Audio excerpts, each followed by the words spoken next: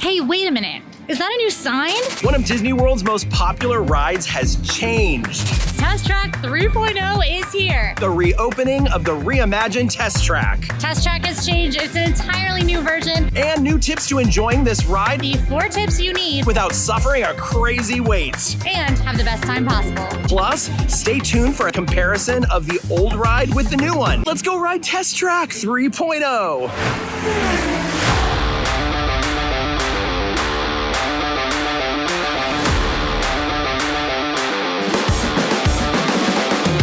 Test Track is a ride that's focused on the future of transportation, which has had several iterations through the years. Test Track 1.0, the original version of this ride, had you acting as human crash test dummies, where you would go through a bunch of safety tests for a new vehicle. I can see why this isn't around anymore, as evidenced by this photo of me with Lumpy, the crash test dummy.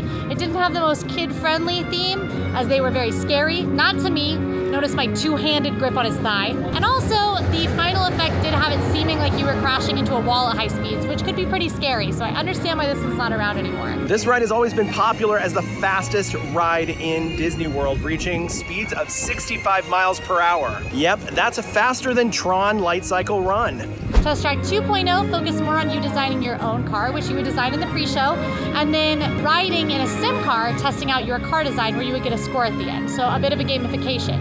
But that most recent theme, the one you're most likely to have ridden recently, had been a bit of a letdown. The ride itself just didn't have a lot going on inside, so it wasn't as good for fans of the original Test Track like me, or fans of its predecessor, World of Motion, like Breedlove. Before Test Track, right here in this same show building was World of Motion when EPCOT first opened in 1982. That ride focused on the history of transportation going through to the future. Now this third version of Test Track has brought back some of the elements from the original World of Motion ride. So for those of you like me who love 1980s EPCOT, this one's for us. Tip number 1, understanding changes to Lightning Lane. Test Track has joined the Lightning Lane lineup in EPCOT as a Tier 1 attraction. Now, Lightning Lane is Disney's Skip the Line service. This is a paid service where you can pay to skip a number of attractions all day. You can make up to 3 reservations at a time, 3 of which you'll make in advance before you finish your purchase. Now, the catch is that only one of those can be a Tier 1 attraction, which does have an effect on the priority that you can book. In EPCOT now, the 3 Tier 1s are Test Track, Remy's Ratatouille Adventure, and Frozen Ever After, and this has changed Lightning Lane's strategy in this park. It used to be that Remy's Ratatouille Adventure was the number 1 Lightning Lane priority. When you were booking Lightning Lanes in advance, you would want to go for Remy's because it's the first one to get booked up. However, now I think that Test Track might be equal with Remy, at least for the foreseeable future, as Test Track is new and lots of folks are going to want to ride it and skip the line to do so. It also has the longest line in the park, with a 90-minute wait right now. And this has brought along some good news and some bad news. The good news is that Frozen Ever After is actually much easier to get now. Because you are limited to only 1 Tier 1 in advance, that means that Test Track and Remy go first. Frozen then, a lot of people can't book in advance. This morning, day of, before the park opened, Frozen was available as early as 1 p.m. It used to be gone, but Soarin' Around the World has been bumped to a Tier 2, which makes it harder to get. So Soarin' this morning was all the way out to 2:30, when typically you could get it pretty early. Now, both Test Track and Remy's were booked up as of the park opening this morning, so my advice is to go for your priority, whether that's Remy's or Test Track. If you want to ride both, I would go for Test Track first, at least for a little while this one is still really, really popular as it reopens. But remember, both of those attractions have single rider lines that work really well. Test Track is going to be a bit busier for now, so you might want to rely on Remy's single rider line. And speaking of single rider lines, tip number 2. The Test Track single rider line has actually gotten a bit better. In the past, single rider has completely skipped the interactive car design element of the ride, instead giving you the option to select from pre-made cars. Now, with all of the pre-shows removed, you're not missing a core part of the ride experience when you use single rider. And as a person who's alone a lot, I really appreciate that. Now we're thinking it will still move quickly because there's 3 seats across, which means most people are traveling in parties of 2 or maybe even numbered parties, and that means that they're going to need an extra person for almost every car. That's really good odds for us traveling as solo riders. That means the only thing you'll really miss in the queue is the theming.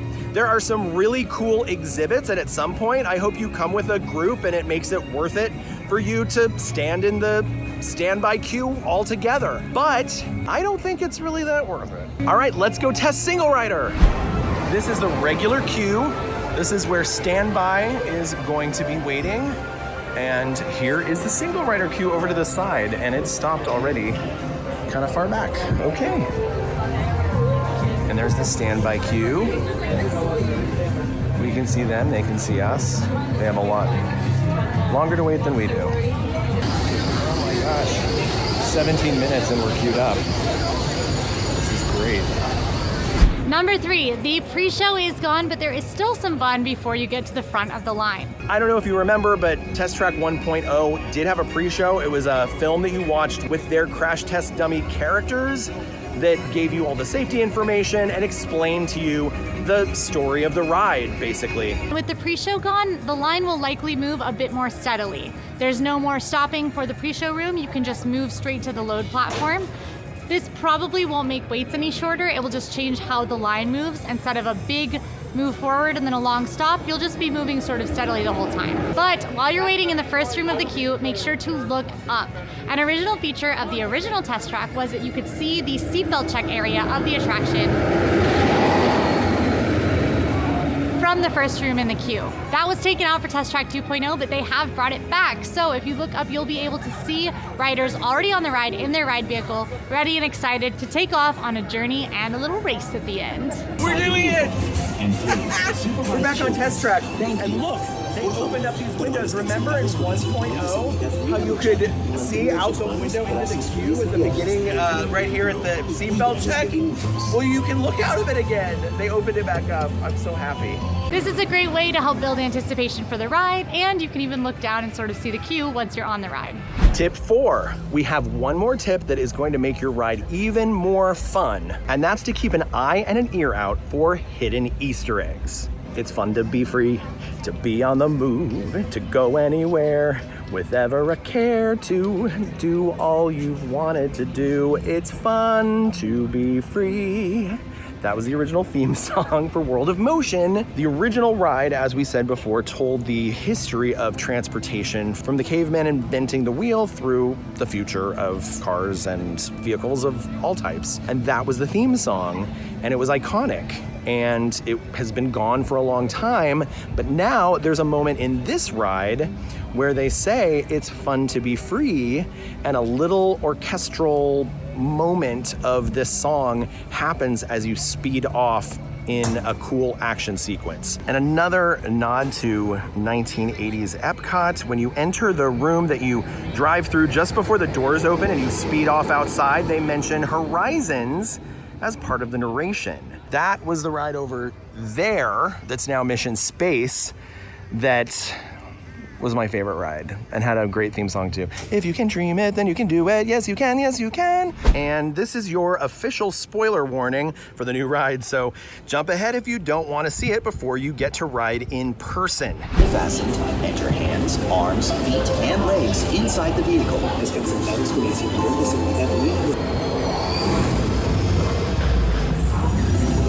We've always been dreaming about the road to tomorrow. And now, we set a course for the future.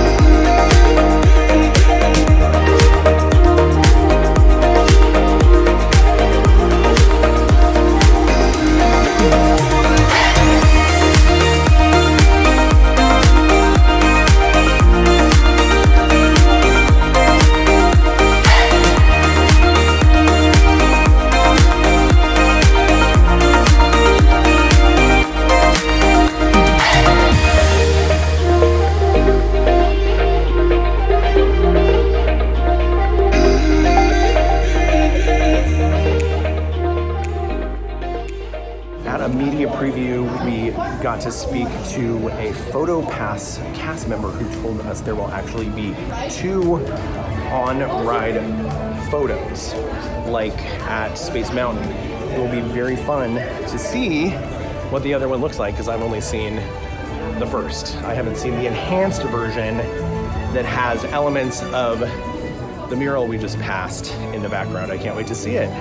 I had the really great luck of getting to represent AllEars at a media event a few weeks ago, and I was able to ride the ride 4 times before it was open. I want you to hear the words that I spoke as I got off the ride for the very first time.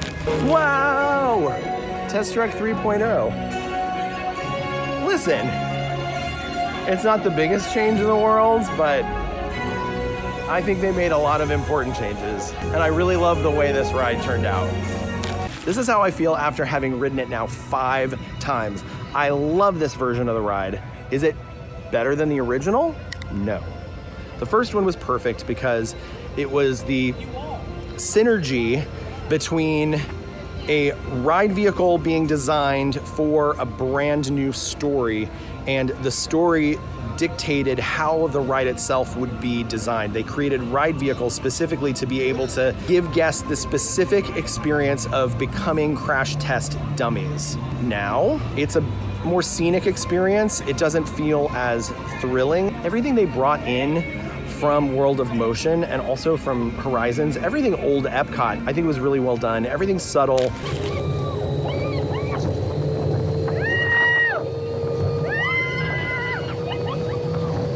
We just agreed off camera, better than 2, worse than 1.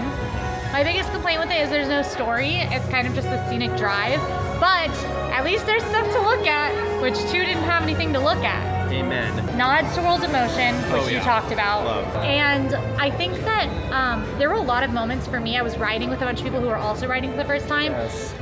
A lot of gasps, a lot of, oh, that's so cool, like effects with the new tech that are just really effective. And literally, when we pulled into the Omnisphere, like spiritual successor at the end, exactly. there was literally applause in my car. Yeah. People clapped. Well, it's odd. I mean, It's it a gives me jaw-dropping chills even experience, thinking about it, and yeah. I love the fact that it's in shades of like peaches and pinks, where traditionally the future in EPCOT at least has been depicted in sort of cold blues and silvers and whites and stuff like that. Yeah, for me, Test Track before Test Track 2.0 was a skippable ride because the 65 mile per hour is fun, but not fun enough to warrant the long, jerky drive through just dark environments where you couldn't see anything. Yeah. Now, that drive is fun, and then the drive at the end is fun, so I would ride this every time. I think it's a must-do now. Exactly. It's a great improvement. Originally, the narration was a husband and wife talking about things throughout history. Yeah. This time, it's a human man communicating with a female AI. Well, that's fun. Or like a GPS kind of figure. Very topical. Very topical, and that was kind of cool. And if you get stuck on the end, they will stretch by having more of a conversation. That's and they fun. kind of bicker back and forth That's like fun. a husband and wife. That's cute. And he goes, "Don't make me pull this car over," like, which is a little weird.